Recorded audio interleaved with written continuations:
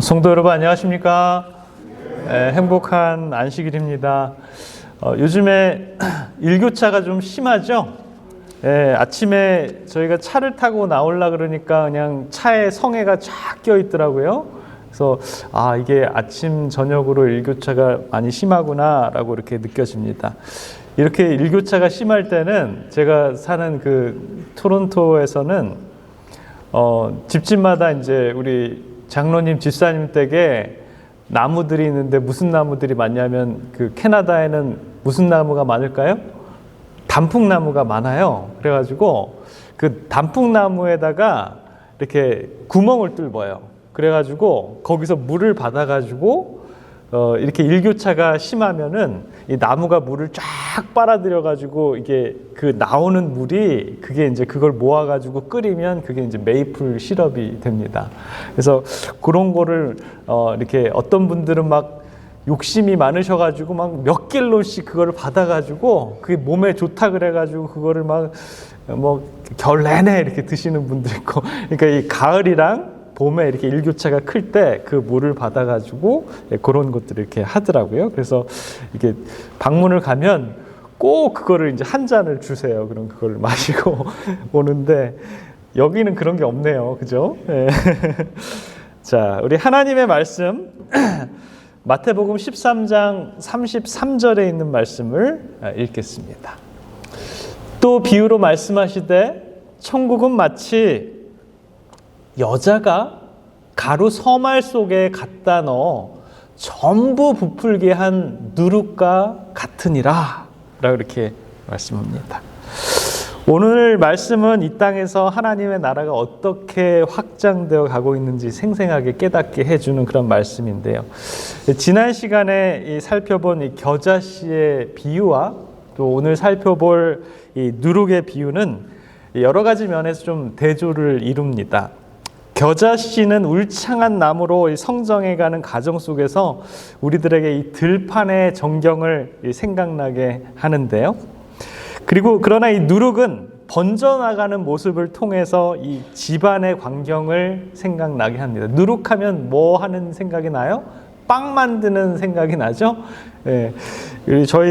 우리 집에서 빵을 누가 제일 잘 만드냐면 하빈이가 빵을 제일 잘 만들어요. 그래서 얘가 방학 때 집에 오기만 하면 아침부터 빵을 만들어요. 뭐 시나몬 롤도 만들고 뭐 각종 케이크도 만들고 하여튼 빵을 만드는데, 이번에 미나가 이제 볼리비아 가가지고 고아원에서 이제 70명을 돌보면서 3달 동안 하다 온 일이 아침, 점심, 저녁 밥 만드는 일이었어요. 근데 거기가 이제 주식이 빵이라서 미나가 갔다 오더니 미나도 이제 아침마다 빵을 만들더라고요. 저희 애들은 빵을 이렇게 잘 만듭니다. 그래서 저는 누룩하면 애들이 빵 만드는 모습이 이렇게 생각이 나요. 네. 겨자씨의 비유는 이 들판에서 이 힘들게 일하는 이 남자를 연상하게 한다면, 누룩의 비유는 이 가사의 일을 분주하게 하는 그 여자들의 모습을 생각나게 합니다. 어쩌면 이 겨자씨의 비유가 하나님의 나라의 외적인 발전이라면, 이 누룩의 비유는 하나님의 나라의 이 내적인 발전의 비유가 아닌가라는 그런 생각이 듭니다. 이 비유들은 하나님께서 통치하시는 하나님의 나라가 하나님의 백성들을 통해서 이 땅에서 성장하고 있다는 사실들을 우리들에게 분명히 알려주는 그러한 기별이 아닌가라는 생각이 듭니다. 자, 그럼 우리가 이제 누룩의 비유를 좀 살펴보기 전에, 그러면 왜 예수님께서 이 누룩의 비유를 말씀하셨을까? 그 배경에 대해서 좀 먼저 살펴보겠습니다. 언제나 예수님을 따라다녔던 그런 무리들이 있죠. 그죠? 그 당시에 예수님께서 어디를 가나 큰 무리들이 대동을 했는데요. 물론 각계각층의 사람들이 섞여 있었는데 그들 대부분이 어떤 사람들이었냐면 가난한 자들, 무식한 자들, 누더기를 걸친 거지들, 인상이 험악한 이 강도들, 도둑들, 그리고 불구자들, 방탕한 자들, 상인들, 그리고 할 일 없이 빈둥거리는 자들. 저와 여러분들이 보기에는 좋은 사람들이 따라다녔어요? 아니면 별로 별 볼 일 없는 사람들이 따라다녔습니까? 별 볼 일 없는 사람들. 그러니까 이제 뭐 보게 되면 그 큰 무리들이 따라다녔는데 보면 어떻게 해요? 뭐 한 거지 소굴들이 이렇게 주르륵 따라다녔던 그런 모습들을 여러분 상상하면 됩니다. 아마도 어떤 사람들이 이렇게 말할 수가 있어요. 예수님 자체로는 굉장히 그럴싸합니다. 예수님이 가는 곳마다 예수님은 누구를 고치셨어요? 병자들을 만지셔서 고치시고, 안진뱅이도 고치시고, 소경도 고치시고, 문둥병자도 고치시고. 그러니까 예수님이 가는 곳마다 사람들이 환호성을 지르면서 나았다 나았다 막 이런 일들이 일어납니다. 그죠? 거기다가 예수님은 그것뿐만 아니라 이적들도 많이 행하셨어요. 떡 5개, 물고기 2마리로 몇 명을 먹이셨어요? 5,000명을 먹이시는, 그리고 12강주리가 남는, 이야, 그분의 이 빵과 생선을 먹어본 사람들은 그분을 믿지 않을 수 없는, 저분은 정말 대단하신 분이다 라고 이렇게 얘기를 합니다. 그리고 예수님과 만나는 사람들마다 마음에 상처가 있던 사람들은 위로가 되었습니다. 그래서 정말 너무너무 힘들었던 사람도 예수님을 만났을 때 그 사람들이 삶에 대한 희망을 느끼는 사람들도 많이 있었습니다. 그것뿐만 아니에요. 예수님께서 하시는 그 말씀들, 비유들, 교훈들을 들었을 때는 정말 너무너무 달콤해서 지금 내가 어디에 있는 것처럼 느껴졌습니까? 하늘에 있는 것처럼, 하늘을 걸어 다니는 것처럼 느껴졌다라는 것입니다. 그런데 그분을 따라다니는 무리를 보니까 좀 어떻습니까? 사람들이 생각하기에는 저렇게 대단한 사람을, 정말 유명하고 학식 있고 그런 아주 저명한 사람들이 따라다니지 않고 그 거지 군단 같은 사람들이 따라다니니까 사람들이 뭐라고 생각을 하냐면, 대체 하나님의 나라는 이런 사람들로만 구성되어 있을까? 라는 그런 의문을 제기하게 됐다라는 것입니다. 그래서 예수님께서 오늘 우리들이 살펴보게 될 이 누룩에 대한 비유가 사람들에 대한 그 궁금증, 도대체 저 하늘나라를 채울 사람들은 누구인가에 대한 얘기를 하고 있다라는 것입니다. 어디선가 실시한 이 설문조사가 있는데요. 그 설문조사를 몇 명한테 했냐면 약 한 200명한테 설문조사를 했습니다. 당신은 행복한 사람입니까? 그렇다면 행복의 기준이 뭐라고 생각되십니까? 라고 이렇게 물어봤어요. 한 200명한테. 여러분들한테도 물어보면 여러분들의 행복의 기준이 뭡니까? 라고 물어보면 어떤 사람들은 무조건 건강이 최고죠. 건강하면 행복합니다. 어떤 사람들은 돈이 많아야 행복하죠. 아주 멋진 스포츠카 타고 아주 큰 집을 가져야지 행복한 거 아닙니까? 그래가지고 그 행복에 대한 200명의 조사를 해보니까 약 한 180명 정도, 한 90% 정도의 사람들이 행복의 가장 큰 조건은 건강과 돈과 아주 좋은 직업과 아주 멋진 집과 자동차 뭐 이런 것들을 이렇게 어떠한 것 가지고 있는 소유, 그런 것들에 대해서 나열을 했다라는 것입니다. 그런데 이 나머지 10%는 그것에 대한 답이 조금 달랐다라는 것입니다. 가장 행복하다고 생각하는 약 한 10%를 조사해 보니까 다른 사람들은, 약 한 90%의 사람들은 뭔가 끊임없이 갈망하고 있다라는 것이에요. 그것이 채워줘도 여전히 행복하지 않는 모습을 보여줬는데, 이 약 한 20명의 10%의 사람들을 보니까 굉장히 행복했다라는 거예요. 그러나 그분들이 뭐 그렇게 돈이 많고 그렇게 건강하고 그렇게 많은 것들을 소유하지 않았는데 그분들이 굉장히 행복한 모습을 보여줬는데, 그분들의 답은 어떤 돈, 건강, 뭐 명예, 성공 이런 것들이 아니고 그들의 행복의 기준은 관계에 있다라고 이렇게 대답을 했습니다. 그래서 많은 심리학자들이 연구를 해봤어요. 진짜 행복은 어디서, 무엇을, 누구와 이 관계의 문제 분명히 밝혀주고 있는데요. 어디에 있느냐, 무엇을 하느냐, 무엇을 먹느냐보다 중요한 것이 누구와 있느냐, 누구와 하느냐, 누구와 먹느냐가 더 중요하고 그것이 행복의 사람들을 판단하는 기준이 된다라는 것을 심리학자들이 밝혀냈습니다. 아무리 좋은 곳에 가도, 아무리 좋은 일을 해도, 아무리 좋은 것을 먹어도 내가 좋아하는 사람과 함께 하지 않으면 행복하지 않다라는 것이에요. 제가 한번 생각해 봤어요.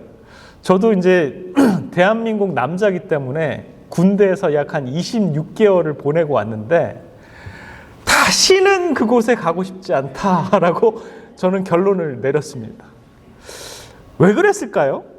만약에 그 군대라는 곳에 내가 좋아하는 사람과 함께 시간을 보낼 수 있다 그러면 그것이 아오지 탄광이라도 굉장히 행복했을 것 같아요.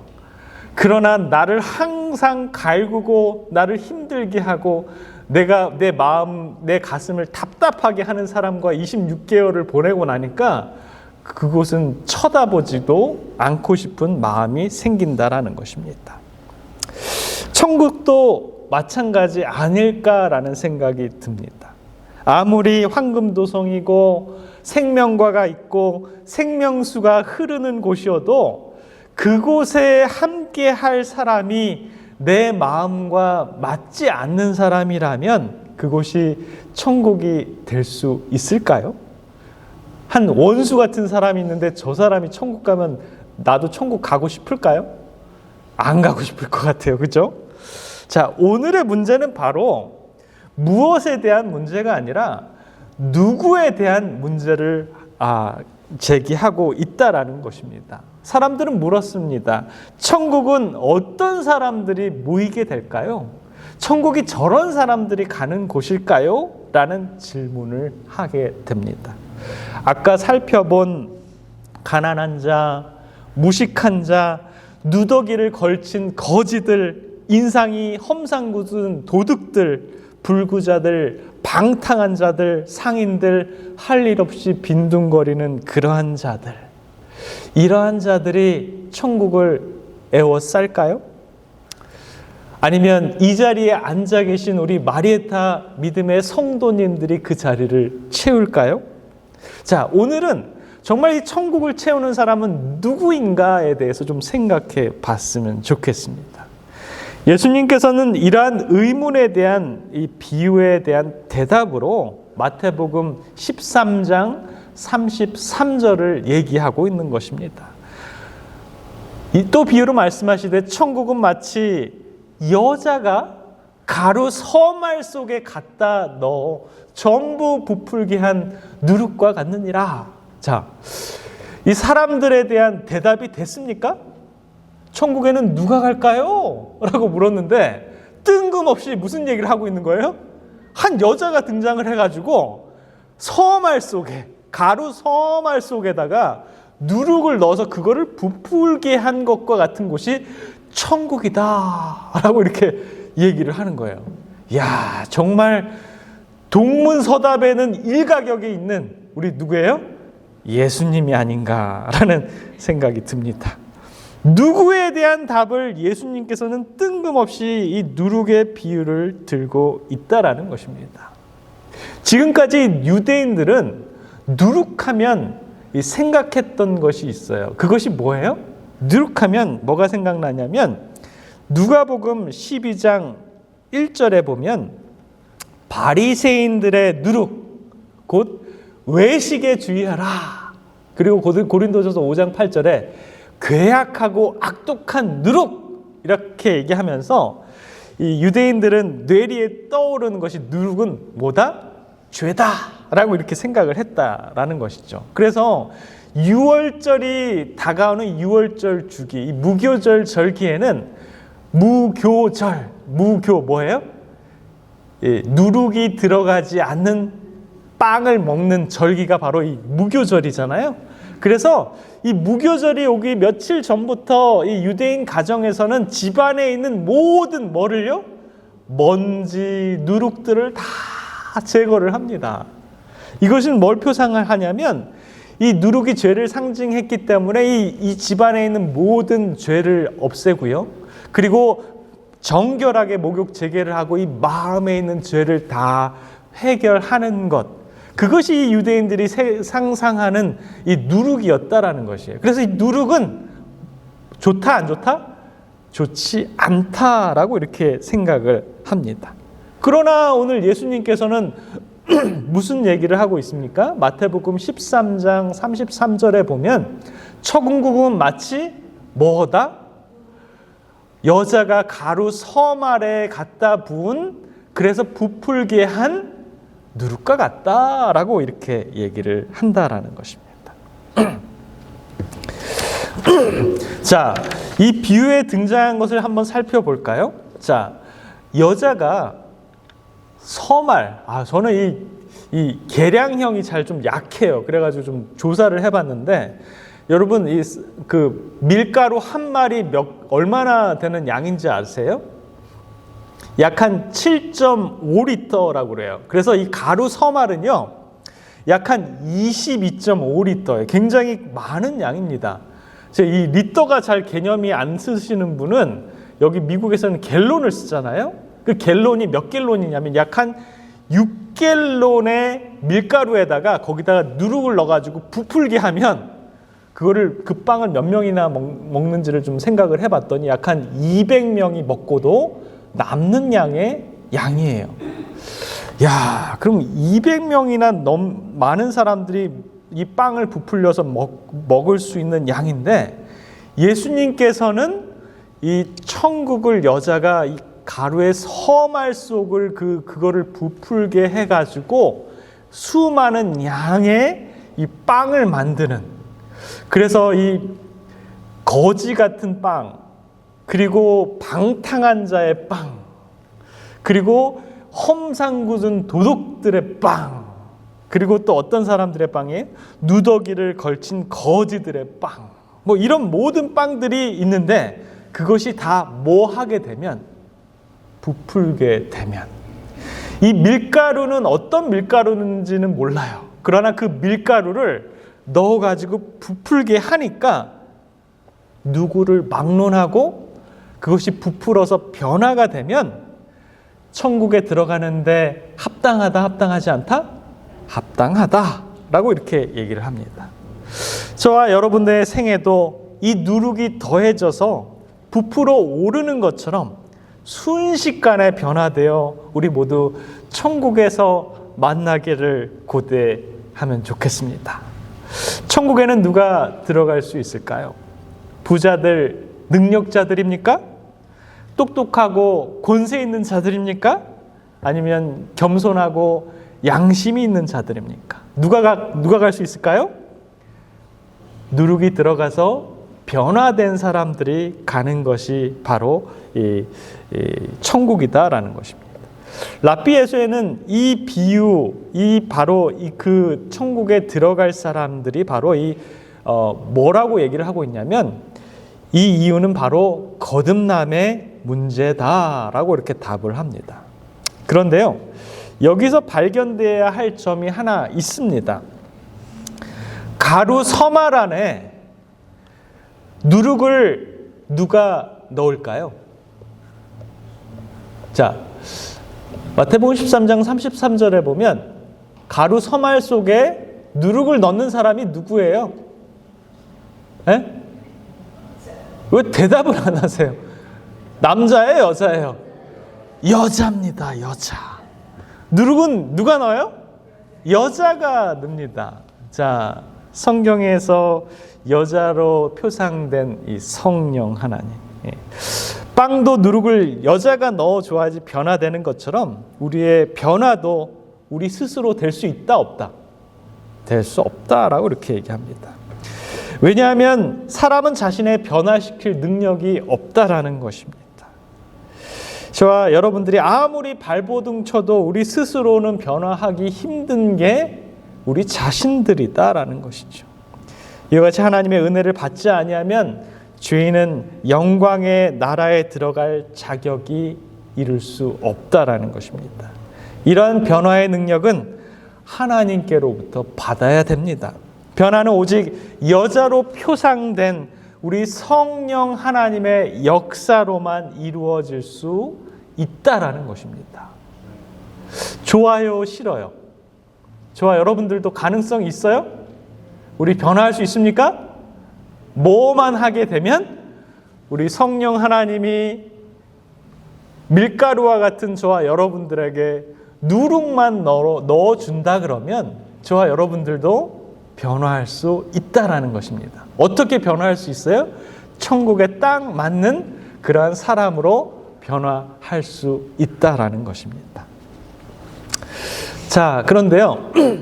문제가 있어요, 없어요? 문제가 있어. 항상 문제가 있습니다.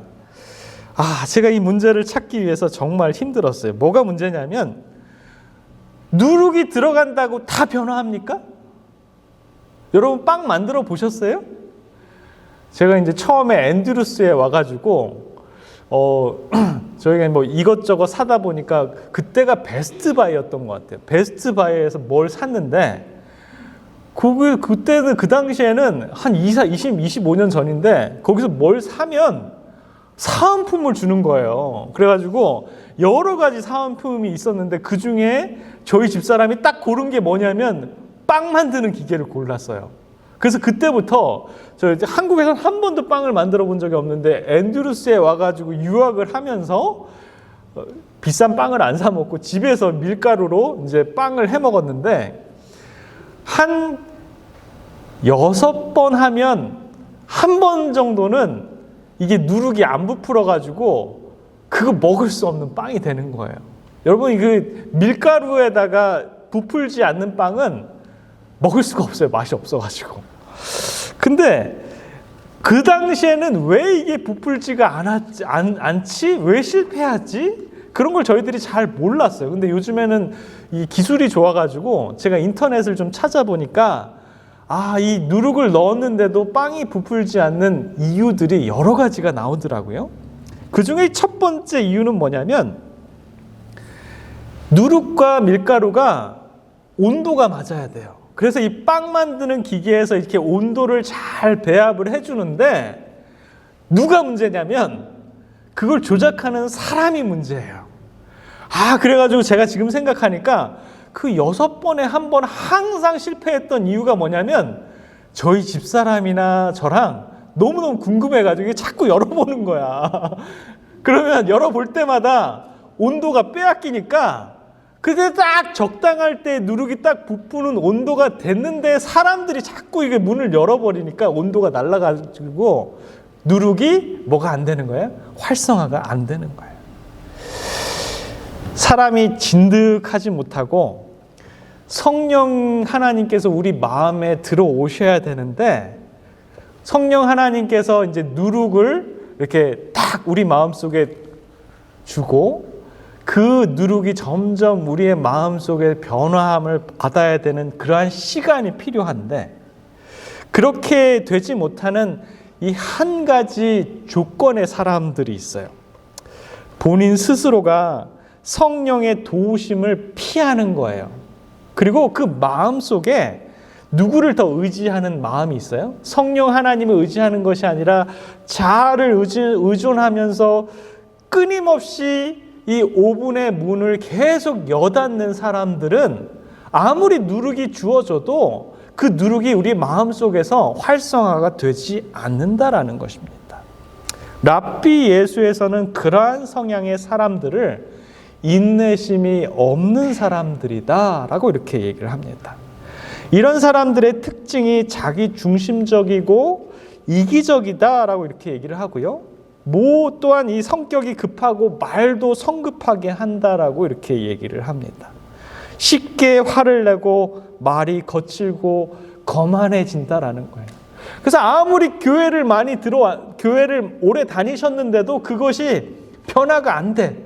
누구 때문에? 자기 자신의 성향 때문에 그게 변화가 안 되는 것입니다. 그런 분들의 이 가장 큰 특징이 뭐냐면 자기가 원하는 대로 꼭 돼야 돼요. 직원회를 하면 자기가 원하는 대로 안 되면 어떻게 돼요? 막 화를 내고 막 이거 탁자를 치면서 이게 안 되시는 분이 있어요. 아무리 성령 하나님이 이 사람을 변화하려고 해도 자기 중심적인 것이 너무 꽉 마음속에 박혀 있어가지고 그것을 내놓지 못하기 때문에 안 된다라는 것입니다. 그래서 랍비 예수 81페이지에 보면 그러한 사람들, 변화되지 않는 사람들의 특징이 있다라는 것입니다. 그들은 진리의 누룩을 마음에 간직하고 있지 않다라고 이렇게 얘기합니다.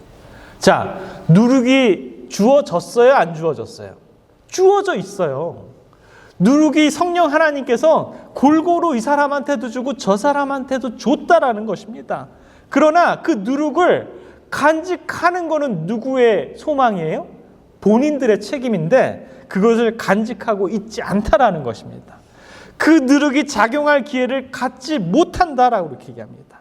그들의 선천적 또는 후천적의 나쁜 성벽이 누룩에 변화시키는 능력에 굴복하지 않는다라고 이렇게 얘기합니다.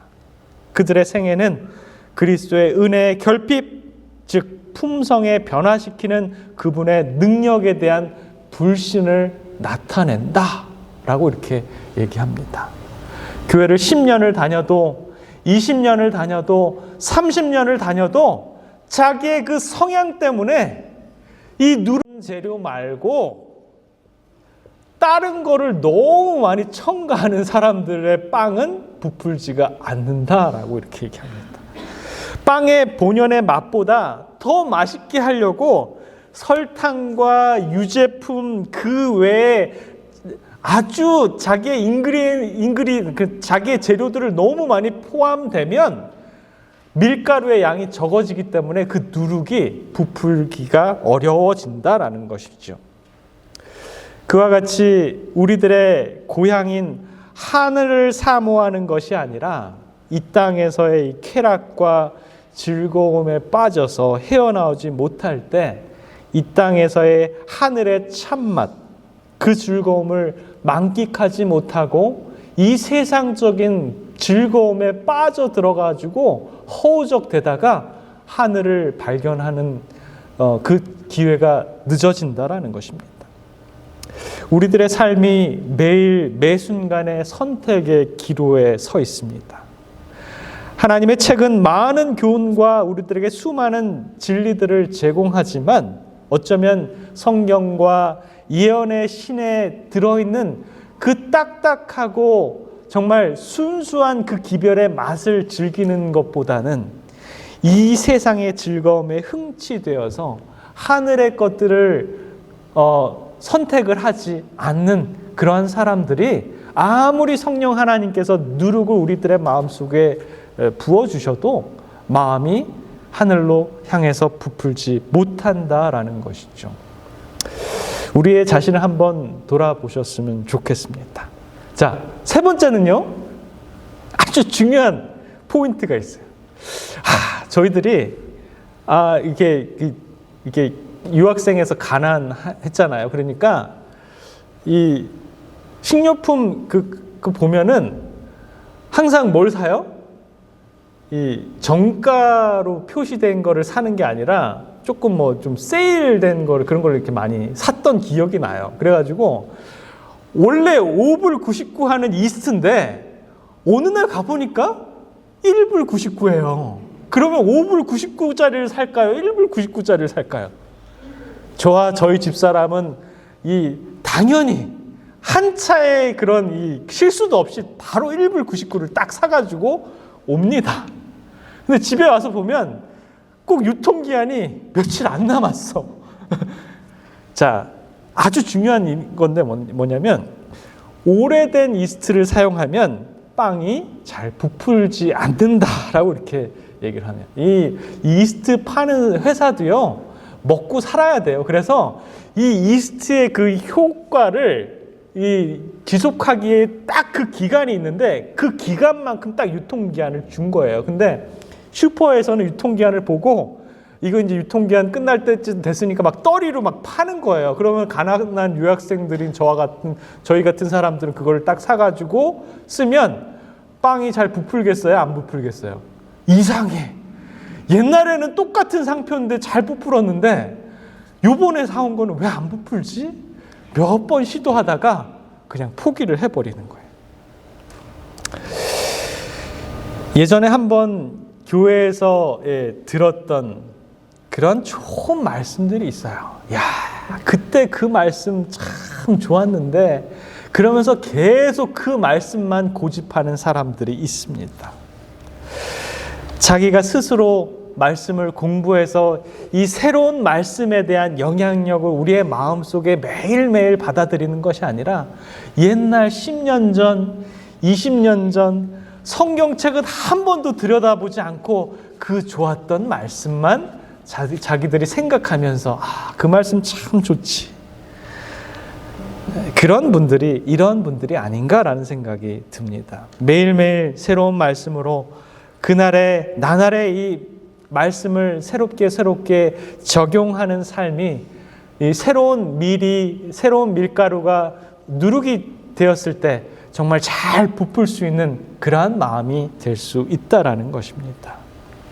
성경에 보면 그러한 이것들을 적용해서 갑자기 변화하는 사람들을 우리는 많이 보게 됩니다. 누가복음 19장에 보면 삭개오가 등장해요. 예수께서 그곳에 이르러 우러러 보시고 이르시되 삭개오야 속히 내려오너라 내가 오늘 너희 집에 유하여야 하겠다 라고 하면서 삭개오가 예전에 삭개오였었는데 예수님을 만나고 나서 완전히 변화되는 그런 모습을 보게 됩니다. 요한복음 4장에 보면 이 사마리아 여인, 이 수가의 여인이 나옵니다. 항상 컴플렉스가 있어요. 남편이 5명입니다. 그래서 남들의 이목에 이 시선에 두려워서 남들이 밖에 나오지 않는 정말 땡볕이 있는 정오에 이 물동이를 메고 동네 우물가에 가서 물을 뜨는 그 여인이었죠. 예수님께서 말씀하십니다. 가라사대 이 물을 먹는 자마다 다시 목마르니와 내가 주는 물을 먹는 자는 영원히 목마르지 아니하리니 나의 주는 물은 그 속에서 영생하도록 솟아나는 샘물이 되리라 라고 이렇게 얘기했을 때 이 수가의 사마리아 여인이 저도 그 물을 먹고 싶습니다. 그 샘물을 저희한테 주십시오 라고 하면서 이 여인이 갑자기 변하는 그런 모습을 발견하게 됩니다. 그런가 하면 요한복음 8장에 보면 간음한 여인이 등장합니다. 간음을 하다가 어디에서 덮쳤어요? 현장에서 잡혀가지고 끌려왔어요. 질질질 반나체의 몸으로 막 피투성이가 된 그 여인을 끌고 와서 온 동네 사람들이 다 보는 앞에서 회당 앞에서 사람들이 돌로 이 여자를 치려고 합니다. 그때 예수님께서 얘기합니다. 대답하되 너를 정죄하는 사람이 없느냐? 주여 없나이다. 예수께서 가라사대 나도 너를 정죄하지 아니하노니 가서 다시는 죄를 범치 말라 라고 했을 때 예수님이 뭐라고 얘기했어요? 사람들이 막 돌로 치려고 하니까 뭐라고 그랬어요? 죄 없는 자가 먼저 쳐라 라고 이렇게 얘기하잖아요. 그러면서 예수님이 바닥에다 막 이렇게 그들의 죄를 낱낱하게 이렇게 쫙 드러내 보이니까 그걸 본 사람들이 창피해서 다 도망가는. 그때 그 여인은 하나님의 이 성령 하나님의 누룩을 마음에 간직하고 예수님을 만나고 변화되지 않습니까? 요한복음 21장에 보면 베드로라는 예수님의 제자는 3년 반을 예수님을 따라다니면서 예수님이 하고 말씀하시고 행동하시는 것을 모두 보면서 따라했습니다. 야, 이분이 정말 메시아라는 것을 확신했습니다. 근데 저와 여러분들의 마음속에 이 누룩이 들어와 가지고 정말 천국처럼 부푸는 게 쉬운 일일까요? 저는 그게 쉽지 않다라고 생각하는 사람 중에 한 사람입니다. 왜냐하면 베드로도 예수님을 3년 반이나 쫓아다녔는데도 변화되지가 쉽지 않았다라는 것이에요. 근데 요한복음 21장 17절에 보면 예수님께서 세 번째 가라사대 요한의 아들 시몬아 내가 나를 사랑하느냐 하시니 주께서 세 번째 내가 나를 사랑하느냐 하심으로 베드로가 근심하여 가로되 주여 모든 것을 아시오며 내가 주를 사랑하는 줄 주께서 아시나이다. 예수께서 가라사대 내 양을 먹이라. 저는 아마 베드로가 3년 반 동안 변화되지 않다가 예수님께서 십자가에 돌아가시는 모습, 부활하신 모습, 다시 자신을 용서해 주신 그 모습에 베드로가 완전히 변화되지 않았을까라는 그런 생각을 하게 됩니다. 가루 속에 넣은 누룩이 속에서부터 부풀게 하는 작용을 일으켜서 점차 밖으로 나오는 것처럼 하나님의 은혜가 우리의 생애를 변화시키는 역사도 저와 여러분들의 어디서? 마음에서부터 시작해야 된다라는 것이죠. 우리는 먼저 마음에서부터 시작해야 합니다. 가루 속에 감추인 누룩은 사람이 모르는 사이에 그 모든 가루가 부풀어져서 풍만해집니다. 이와 같이 진리의 누룩도 아무도 모르게 조용히 끈기 있게 각 사람의 마음을 조금씩 변화시키고 있다라는 것입니다. 우리의 타고난 본성이 정말 개팍했는데 정말 부드러워졌고요. 새로운 사상과 감정과 동기가 우리의 마음 속에서 생겨나게 된다라는 것입니다. 그리스도의 생애가 새로운 품성의 표준으로 세워지게 되고요. 마음이 변하고 재능이 새로운 방향으로 활동을 하게 됩니다. 사람이 새로운 기능을 받는 것이 아니라 이미 저와 여러분들이 가지고 있던 기능들이 조금씩 성화되고 양심이 각성되어서 예전과는 다른 그런 모습이 된다라는 것입니다. 그래서 결국에는 우리들의 마음이 하나님께 봉사할 수 있는 그런 마음으로 꼴지워지게 된다라는 것이죠. 랍비에서 82페이지에 보면 이렇게 얘기를 합니다.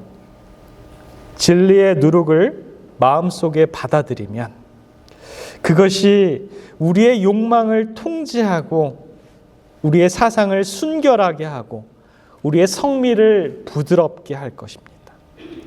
진리의 누룩은 경쟁심이나 야심이나 으뜸이 되고자 하는 마음을 갖게 하지 않는다. 그것이 또 우리의 정신력을 소생시키고 심령의 힘을 불어넣어 줄 것이다. 그것이 우리의 상상력과 사랑하는 능력을 넓혀 줄 것이다. 라고 이렇게 얘기합니다. 오늘 이 안식일 저와 여러분들의 마음에 우리 성령 하나님께서 부어지시는 그 누룩을 받아들이시고 이제는 우리의 자아를 내려놓고 하나님께서 변화시켜 주시는 그 변화함으로 변화되시는 저와 여러분들이 되시길 바라면서 말씀을 줄이겠습니다.